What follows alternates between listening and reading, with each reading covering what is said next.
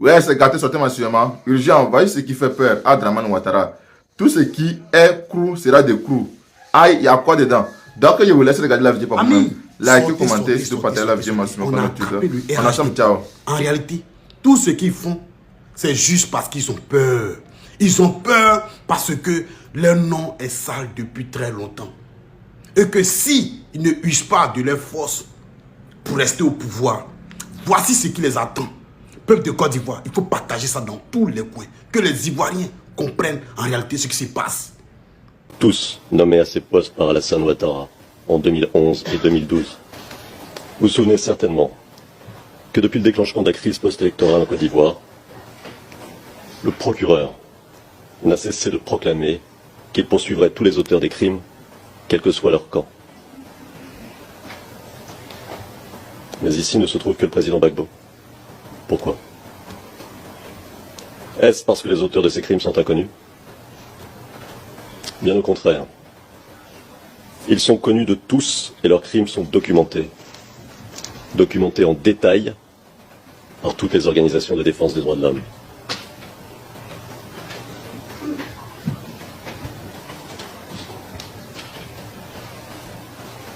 Ils sont bien connus, ceux qui se sont appropriés et ont mis en coupe réglée le nord du pays depuis le 19 septembre 2002. Ils sont connus, ceux qui sont soupçonnés d'avoir ordonné l'assassinat des gendarmes de Bouaké en 2002, le meurtre et le viol de civils à Mans en 2003, le meurtre de civils à Korogo en juin 2004, lors d'un conflit entre Soro et Ibé, les massacres de Bouaké en 2007, le meurtre d'opposants et de civils, lors de conflits sanglants entre rebelles en 2008, entre autres atrocités. Ils sont connus de tous, ceux qui sont soupçonnés d'avoir fait torturer et tuer à Yopougon en mai 2011, ceux qui depuis le 19 septembre 2002 pratiquent le pillage, les extorsions à grande échelle et se livrent à toutes sortes de trafics en violation des lois. Ceux qui font du viol systématique une politique. Ceux qui utilisent les mercenaires et les miliciens d'Ozo pour terroriser la population. Et ceux qui continuent aujourd'hui encore à commettre des crimes, notamment dans l'Ouest ivoirien.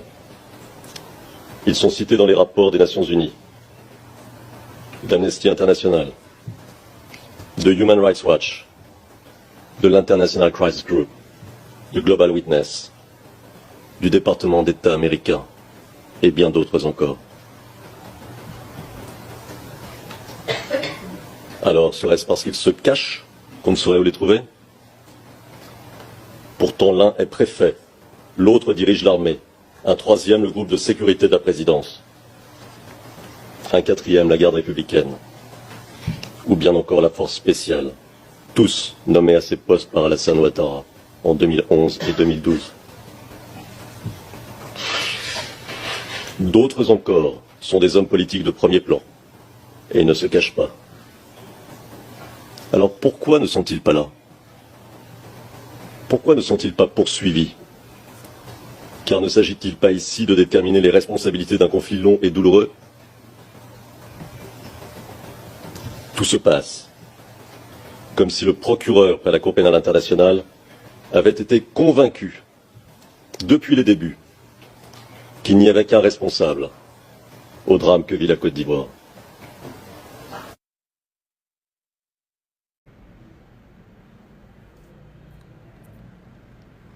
Famille, vous avez bien vu. En réalité, c'est ça.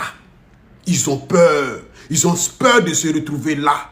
Là où le baobab est parti et puis il est revenu. Le père Koudou Laurent Gbagbo est parti, il est revenu. Ils ont peur de se rendre là-bas.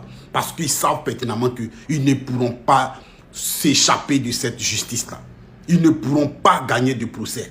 Ils savent que tous ceux qui sont envers eux seront plongés. C'est la raison pour laquelle ils usent de toutes les forces pour rester au pouvoir. Et pour tous les militants qui pensent que non, c'est parce que le RHDP est fort, détrompez-vous. En réalité, ces gens ne vous aiment même pas. Vous avez vu, ils cassent vos logements. Vos enfants sont dans la Méditerranée, dans le désert. La vie est chère, puis ils s'en foutent. Vous pensez qu'ils pensent à vous? Quand tu vas à la boutique, les mêmes achats que tu fais, c'est ce que l'autre fait. Donc, mon frère, le RHDP ne pense pas à toi. Les factures ne sont pas sélectionnées pour diminuer les prix. Toutes les factures, tout le monde paye les mêmes mégabits, les mêmes kilowattheures. Frère, arrête. Le RHDP ne t'aime pas. En réalité, ils ont peur de se retrouver là. Là où le président Laurent Gbagbo a été. Et il a été innocenté, blanchi. Peuple de Côte d'Ivoire, partage l'information dans tous les coins pour que les Ivoiriens ouvrent vraiment les yeux. C'est la dictature qu'il est en train d'appliquer pour s'éterniser au pouvoir. À cause de ses propres crimes qu'il a perpétrés pendant tout ce temps. Il faut partager cette vidéo dans tous les coins, les amis, en ensemble. Ouais, je vous laisse regarder une vidéo du président Laurent Gbagbo. Le président Laurent Gbagbo rend un vibrant témoignage. Dieu est Dieu. Bon dimanche à vous. Donc je vous laisse regarder la vidéo par vous-même. Likez, commentez. Une veillée de prière. On ensemble, ciao. J'ai oublié les noms de la plupart. Tout à l'heure, je lui ai demandé même les noms. Il les a encore oubliés. Je sais que Boifo chantait là-bas avec nous. Donc, on faisait les vendredis nuit une veillée de prière. On faisait une veillée, on priait. Et un jour, je vois venir quelqu'un avec une guitare. J'ai dit, c'est qui ça?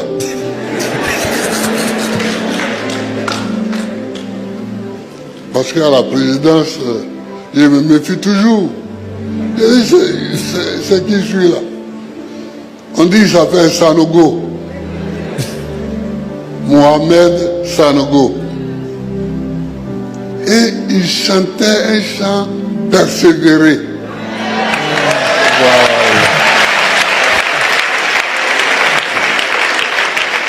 Il chantait ce chant-là. Une fois, il chantait ça. 2 fois, il chantait ça. Ce même chant. À la guitare sèche. Il chantait ce chant-là. Il le chantait d'ailleurs bien. Mais il le chantait. C'est comme ça qu'on s'est connus. Et on est resté en rapport. Il y avait Guy Vincent, non? Il y avait Guy Vincent, il y avait Bof. Yaoukan. Et Yaoukan, il y avait, on était un certain nombre. Alors, bon, le temps a passé. En 2011, on m'a arrêté. On m'a arrêté et on m'a amené à Korogo d'abord, à La Haye ensuite. Ah, je ne vois plus personne. Un jour, on m'amène une fiche de demande de visite. C'est écrit dessus Pasteur Sanogo.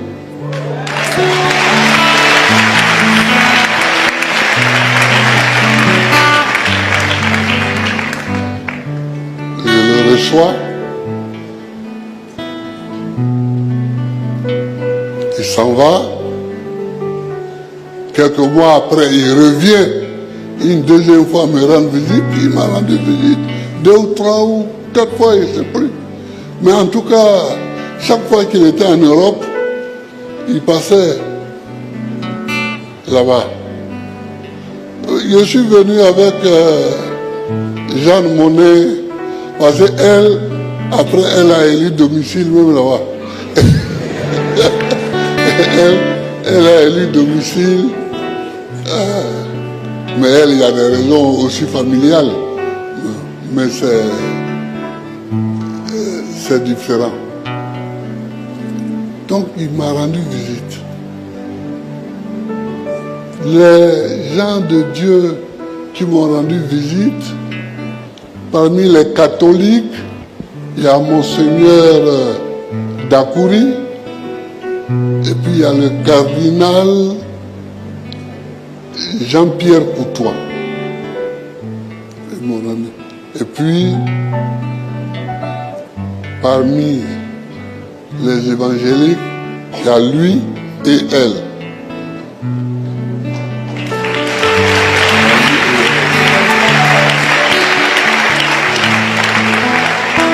Et quand je suis arrivé ici, notre doyen de Yopougon, Dion, il est venu avec tous ses pasteurs, rester avec moi toute une journée. Donc j'ai décidé de leur rendre visite sur leur lieu de prière et de dire la vérité. C'est-à-dire qu'ils m'ont soutenu et ils m'ont aidé.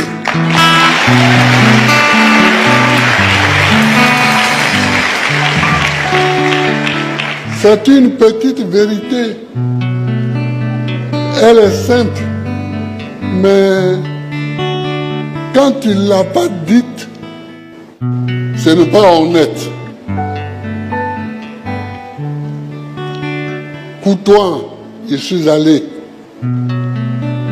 à la cathédrale, lui rendre visite. Monseigneur Dakouri, je suis allé là-bas, vers Aboisseau, là où il est à la retraite, pour lui rendre visite. Elle, Jeanne Monnet, née Fatiga, parce que c'est une Fatiga, et c'est une deuxième ressemblance avec lui parce que c'est des gens du Nord qui sont devenus chrétiens, et qui se sont élevés. Les limitations dont il parlait tout à l'heure. Voilà. Les limitations dont il parlait tout à l'heure.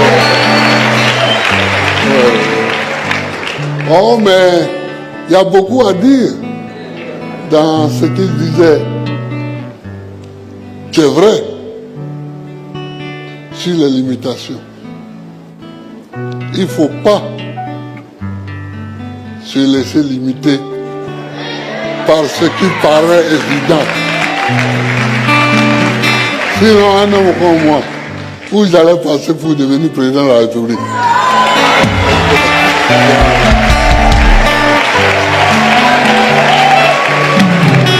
Mais à un moment donné, tu dis cette limitation-là, c'est pas pour moi. Moi-même, je dois me délimiter. Et je dois me battre. Et tu te bats. Dieu nous a créés, nous a mis sur la terre. Mais nous, les hommes, on a décidé d'aller sur la lune pour voir là-bas. Ça, c'est une bonne délimitation. Et on est arrivé sur la lune. Demain, peut-être qu'on peut faire quelque chose sur la lune. Donc je suis venu le remercier devant vous, devant son peuple.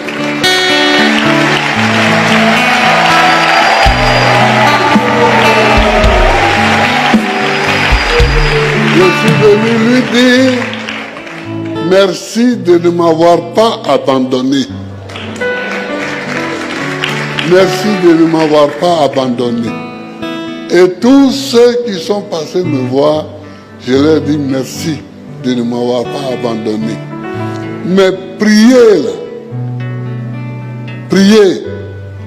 Croire en Jésus-Christ. Croire en Jésus-Christ.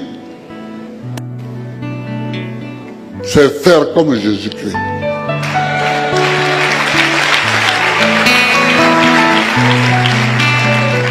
Quand Lazare est mort, Jésus n'a pas dit comme c'est Lazare,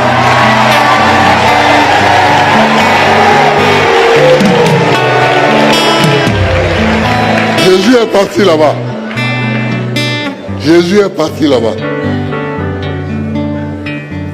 Et les parents, les parentes, les sœurs de Lazare croyaient que bon, leur frère est mort, c'est fini. Mais que Jésus est venu les saluer. Mais il les a salués et puis il a ressuscité Lazare.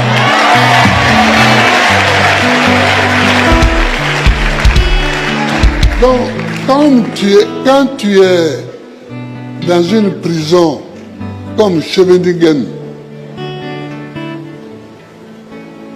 que quelqu'un qui prie et qui prie avec toi, qui a prié avec toi, tu le vois arriver,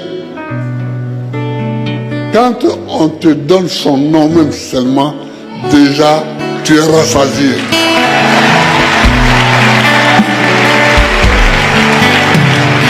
Tu es rassasié. Cette journée-là est une journée de moins en prison pour toi. Donc je le remercie. Je le remercie et je le salue. Et je l'encourage à faire le travail qu'il fait, à prêcher comme il prêche. Et je suis avec vous. Béni soit le nom de Jésus. Béni tous ceux qui croient en Jésus. Merci.